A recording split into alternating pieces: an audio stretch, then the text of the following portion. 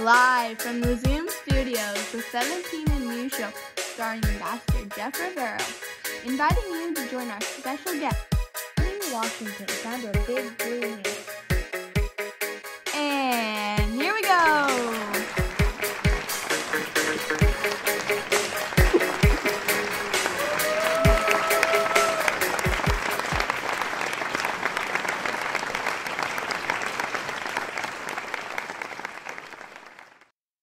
Welcome to the 17 and Me Show, the United Nations 17 Sustainable Development Goals show.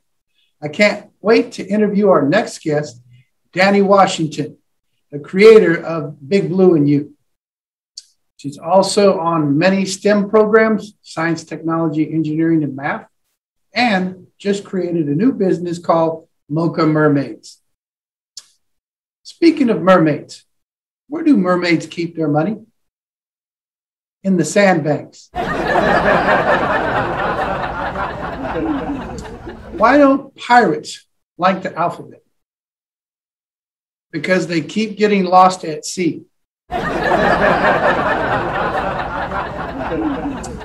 What is the strongest sea creature? Mussels, of course.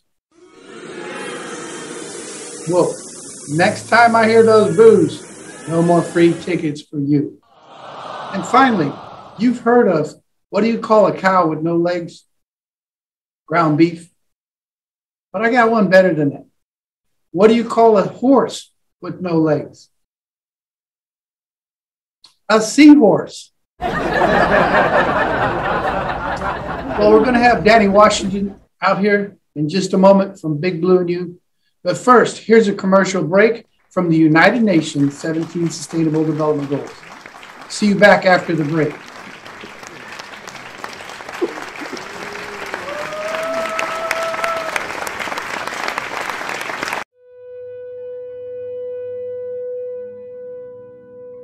We can be. We must be the first generation to end extreme poverty. The generation most determined to fight injustice and inequalities. The generation that saves the planet from climate change. And this is how it will get done. The global goals. A 15-year plan For everyone, everywhere.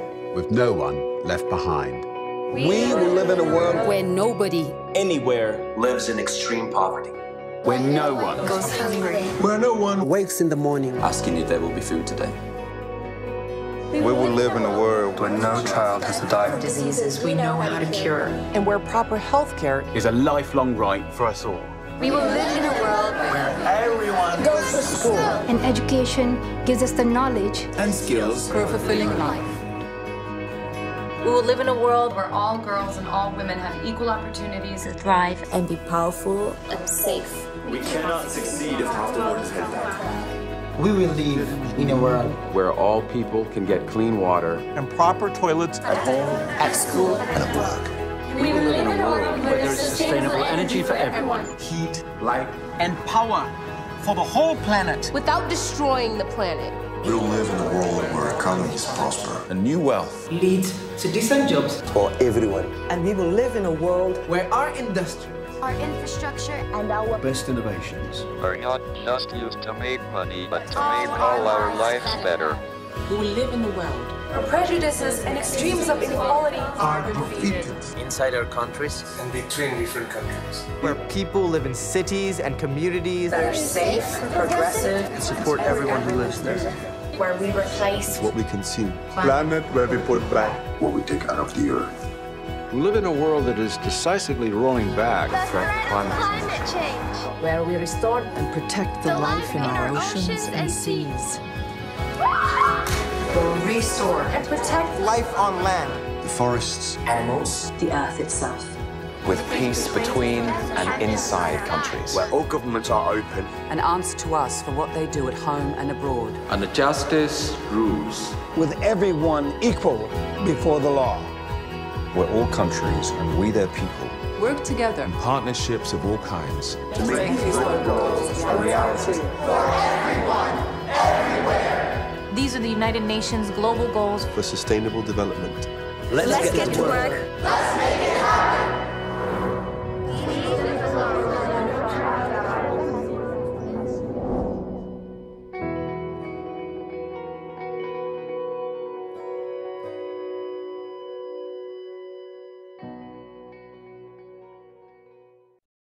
Welcome back to the 17 and Me Show. Our special guest on tonight's show is Danni Washington. She is a huge advocate for the ocean. She started her own nonprofit at the age 21, along with her mom, called Big Blue and You. Also, she has many different STEM shows that advocate for people to get into the science, technology, engineering, and math fields. And she has also ventured out to create Mocha Mermaids. Well, welcome on board, Danni. Glad to have you on our show today. I'm doing great. Just got back in yesterday from Alaska. Just spent 8 days in the wilderness with no cell phone service, and it was glorious. Your vacation sounds intriguing. If we have more time later on, I'll ask you. Oh, I told you guys about those booze and free tickets next time, right? Sorry about that, Miss Washington. I wanted to hear a lot more about your Big Blue and You, and also Art by the Sea. But first, I wanted to ask you about your infrastructure and your support system. Who are some of the people that helped you attain your success? What were some of the things that advised you or helped you to lead you to where you are today? And also, when you came across roadblocks or barriers, what were some of the things you did to overcome them in your life? That's such a great question. Well, thanks again for having me on.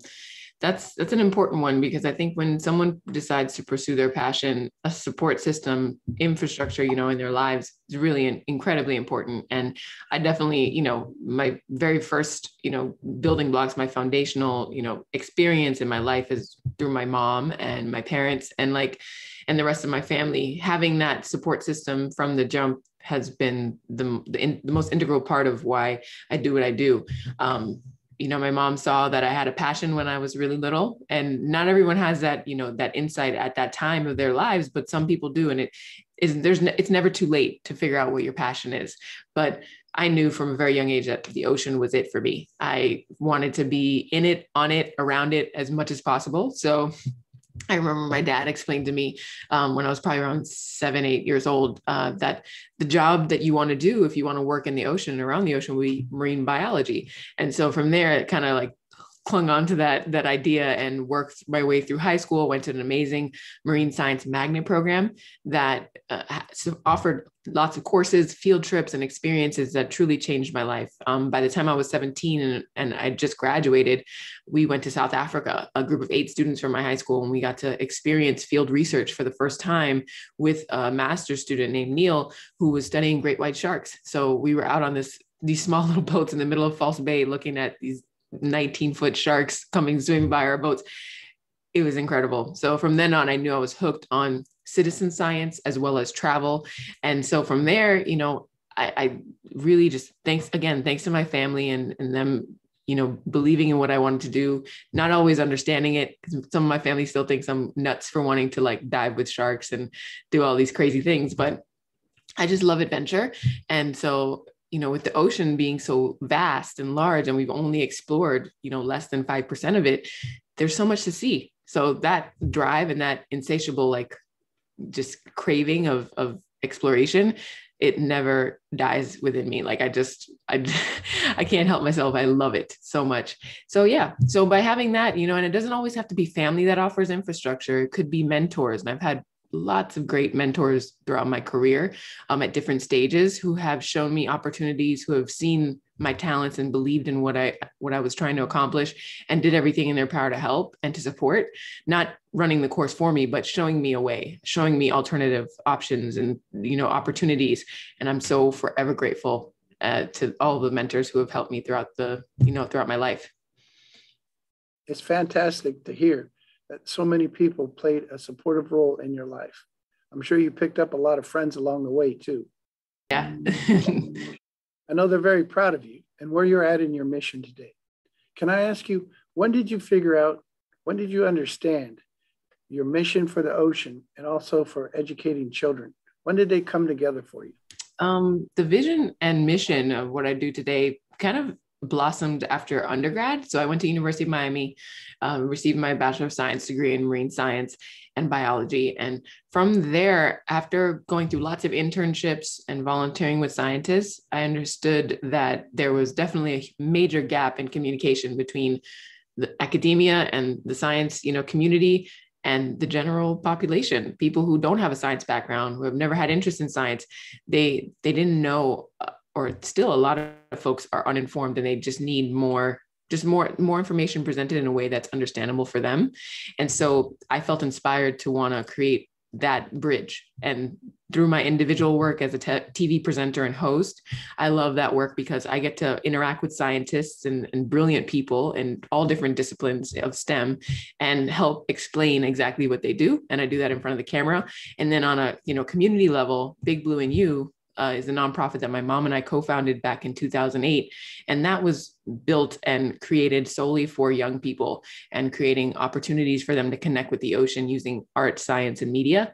And so both of those things happening simultaneously have really allowed me and given me the privilege of doing the work that I feel passionate about and creating more opportunities for others to see the possibilities for themselves, right? So whether someone wants to be a science communicator or wants to be a scientist, I hope that my job and my time on this earth is well spent and that more people feel inspired to follow whatever they're passionate about. Well, Danni, I think you're one of the most important advocates out there for our youth. You're not only raising the ceiling for what our expectations are of how we should treat the oceans, but you're also exciting students to get into the STEM fields. So I think you're doing an excellent job. Thank you. Before we go to commercial break, I was going to ask, you went to the University of Miami, the Hurricanes, and my friend who's the president for Merced College, Chris Patelli, graduated from University of Florida. I was hoping that maybe you could give him a little shout out about the Hurricanes. That's all right, Miami Hurricanes, the U. I'll definitely let him know. Make sure he sees it, yep. Right. I'm a Hurricane for life. Thank you very much. And now here's a commercial break from our sponsors, Big Blue and You.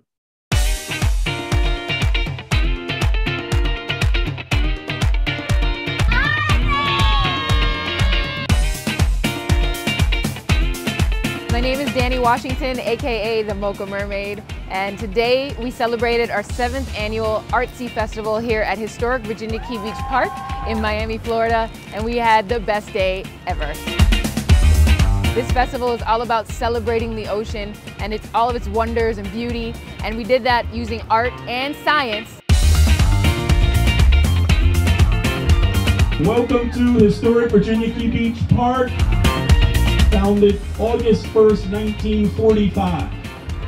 And it's on the National Register of Historic Places, the state of Florida Heritage Trail, and the city of Miami Historic, Environmental, and Preservation List. This is Tri-T, ArtSea. The sea level is rising.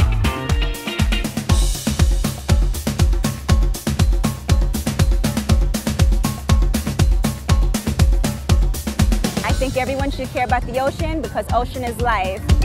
We have an awesome day. There's not one single cloud in the sky. My booth has been super busy, so it's a lot of education going on, teaching our kids about healthy lifestyles. We have to be, good and conscious to save our ocean.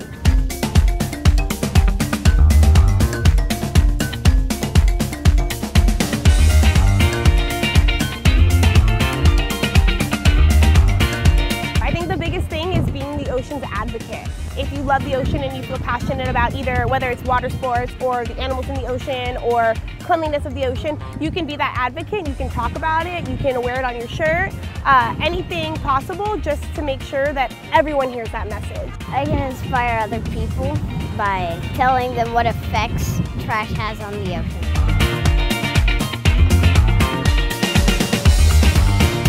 I'm Kayla Correa. I'm the co-founder of the Plastic Free Mermaids, and our mission is to spread awareness about plastic pollution locally and globally through education, outreaches, cleanups, and political advocacy.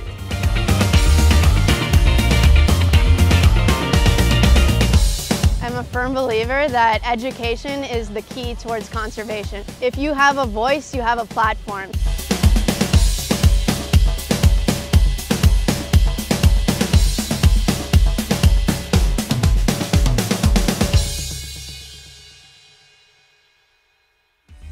Welcome back from our sponsors break, Art by the Sea 2018. Danny, I just wanted to let you know I showed that clip to all my students, and they're very impressed. In fact, we have some students here that are pushing for bee pollinators. We're trying to get Pollinator Park here in Merced, California, and they're working on finding out more information about pollinators and trying to advocate for them as well. That. So your video helped inspired our Central Valley. That's awesome. Yeah, the pollinators are incredibly important. Well, Danny, which one of the 17 SDGs is your favorite? And can you explain to us why? Oh, for sure. Without a doubt, SDG 14, Life Below Water, is my absolute favorite, and the one that I'm, putting a lot of energy into helping support. Life below water is this place where for a lot of people, it's out of sight and out of mind, because not everyone lives on a coastline or waterfront area. And so it seems like it's so distant, but honestly, every single person on this planet interacts with the ocean in some capacity every single day. And bringing that to life and showing folks like, hey, your behavior in your town, wherever you are in the world, really will directly impact the ocean. And the ocean is giving you all the things that you need, including the oxygen that we breathe. Nearly 70% of the oxygen we are taking in right now is created by phytoplankton in the ocean. Folks eat seafood. Others, our climate is truly maintained because of the ocean. And we've been able to get through this industrial era because of the ocean and its carbon sink, capabilities. But now we've reached this moment where we're seeing that our behaviors are negatively impacting the ocean and all systems on Earth. And we really have to rethink the way that we're living. We have to live in harmony with nature. And that's the direction that I hope to help, push forward. There are so many people around the world right now working on this very same mission. And the more that we're informed, the more that we understand our connections with the planet, with nature and each other, I think the stronger we'll be, and the better, the future that we want, we can actually build. But we have to collaborate. And one of the most exciting things about SDG 14, in my opinion, is this idea of pursuing more blue carbon, or creating more, focusing in on blue carbon ecosystems. What do I mean by that? There are 3 different ecosystems that are doing, all the carbon sequestration that we need, because climate change is being driven by excess carbon dioxide in our atmosphere. And these ecosystems are drawing it down. So I'm talking about mangrove forests, those trees that live in saltwater, seagrass beds, as well as kelp forests. These 3 ecosystems are extremely important in helping us mitigate climate change. And if we can invest more time in restoring these specific ecosystems, we're going to see I think a more rapid, change. And it's the most tangible solution that I can think of when it comes to climate change. It's starting there. And we need volunteers. We need people. If you live in an area of the world that has one of these 3 ecosystems, how can you volunteer to help restore these places? There are lots of organizations that are out there doing that exact work. It's just about seeking them out and then offering your time and your energy to help support that. Well, listening to the wonderful journey that you've had so far, it has to be a fantastic feeling to look back at what you've completed already and looking forward to the things you still want to complete. Could you give our viewers and my students any words of encouragement, wisdom, or advice on what they should do for their futures to help them accomplish what they want to achieve? Absolutely. I think the biggest piece of advice I would give is collaboration. You have to find other humans that are interested in what you're interested in, and find ways to work together and support each other, because we're not in a vacuum as individuals. We're all connected. And the more that we cultivate those connections, the better off this world will be. Despite our differences, it's really, we're more similar than not. And it's just a matter of recognizing that and understanding that everyone's life experience is vastly different from each other, but still, again, almost the same. So I hope that young people will see that and be willing to collaborate with others that they may not have interacted with before, or they have a totally different culture or experience in them. Like, how can we work together more? That's the only way that we'll be able to, create the solutions that we want to see for the future. With all the projects, activities, and events that you do, I know you're an extremely busy person. But before you go, could you give us a little insight on maybe a project or two that you have coming up? Also, do you have any links or places you'd like to send our listeners to learn more about you or some of the activities that you're doing? Sure. Yeah. So lots of exciting projects happening in the works right now. I've got a new production coming up. I can't talk specifics, but we're in the midst of filming it right now, and I'm super excited about that. And then in terms of Big Blue and You, we've just launched a pilot program that is focused on doing plastic surveys and understanding, why certain businesses use which products. And high school students are supporting us in that program by volunteering their time to go and speak to these business owners and managers to see if they'd be willing to switch over to alternatives, compostable items and things that are reusable. And I'm really excited about that program because we want to scale it up and we want to create it in different cities around the country and eventually in other parts of the world. So that's on the horizon as well. And what else? Web links to check out. Definitely head over to my website. It's DanniWashington.com. That's DANNI Washington.com. And then also bigblueandyou.org. And then finally, my last and most recent project that's, very special to me, it's called Mocha Mermaid. And that is a lifestyle brand that I just launched World Oceans Day this year in June. And it's really about representation and showcasing more people of color from the indigenous communities, Black and brown communities, Latinx communities that are doing work in the water, whether it's freshwater or saltwater. And I think creating more visibility for folks who are doing that will make others feel inspired to get involved as well. So definitely check out mochamermaid.com. Well, our time has flown by tonight. I appreciate you taking your time, Danni, to talk to our audience and students. I really appreciate it. As a teacher, I just want to tell you that we're proud of the work that you're doing to inspire students to take care of the ocean, take care of the earth, and also to look into science, technology, engineering, and math. So thank you very much. Thank you, Jeff. And thank you for everything that you're doing. You're the true warrior. I have so much respect for educators like yourself. Thank you for everything. Well, Danni, thank you again. I appreciate you being on our show, and I think you're doing a fantastic job. Welcome.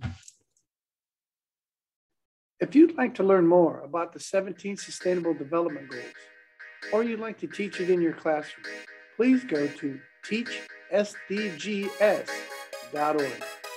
See you on next week, the 17 News Show. Thanks for being here.